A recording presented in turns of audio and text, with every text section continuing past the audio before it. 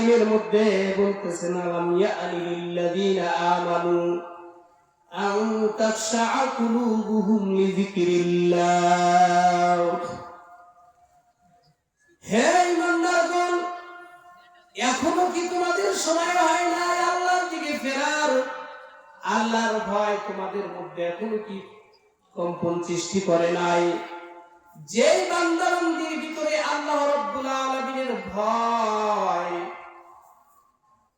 যার অন্তরের ভিতরে কম্পন সৃষ্টি করেছে,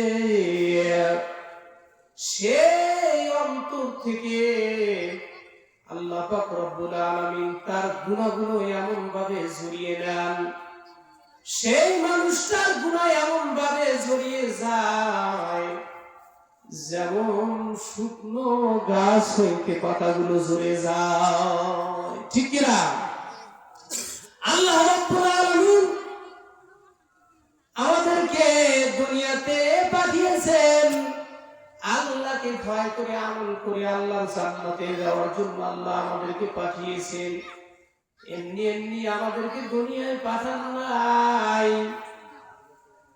আল্লাহ পাক রব্বুল আলামিন আমাদের অবশ্যই এই সব বিষয় সম্বন্ধে পরীক্ষা করবেন। আল্লাযী খালাকাল মাউতা ওয়াল হায়াতা লিয়াবলুয়াকুম আইয়ুকুম আহসানু আমালা। আল্লাহ পাক রব্বুল আলামিন আমাদেরকে দুনিয়ার মধ্যে কেন পাঠিয়েছেন, এই বিষয় সম্বন্ধে আল্লাহ রাব্বুল আলামিন আমাদেরকে পরীক্ষা করবেন। ঠিক কিনা? এই জন্য আমরা দুনিয়ার ভিতরে যা কিছু করবো আল্লাহর ভয় নিয়ে করবো রে ভাই। ও এলাকাবাসী, ও যুবক ভাইরা, ও যুবতী বোনেরা, ও আমার মা বোনেরা, দুনিয়াতে আসছো ওই আল্লাহ তাআলার গোলামি করার জন্য, ওই আল্লাহকে রাজি খুশি করার জন্য। আমার আল্লাহকে যদি রাজি করতে পারো, দুনিয়াতে আর কিছুই তোমার লাগবে না। ঠিক কিনা?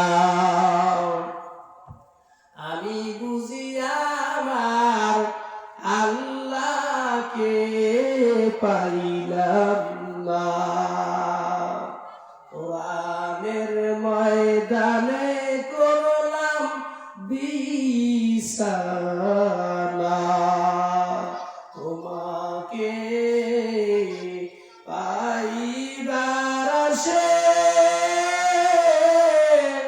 ঘুরি আমি দেশ বিদেশে।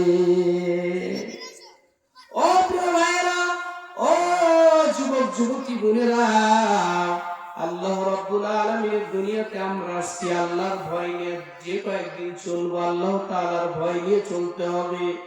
আমি একটি ঘটনা বলতে চাই, কিন্তু ঘটনা বলার আগে আমাকে সময় শেষের জন্য এরকম ভাবে আমাকে টুকুন দেওয়া হয়েছে।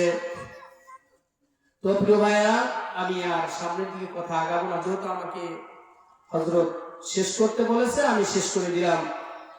আল্লাহ তাআলা যদি তৌফিক দান করে, ইনশাআল্লাহ আগামীতে আল্লাহ পাক যদি কোনোদিন আপনাদের মাঝে নিয়ে আসে, ইনশাআল্লাহ কথা বলার চেষ্টা করব। আসসালামু আলাইকুম ওয়া রাহমাতুল্লাহ।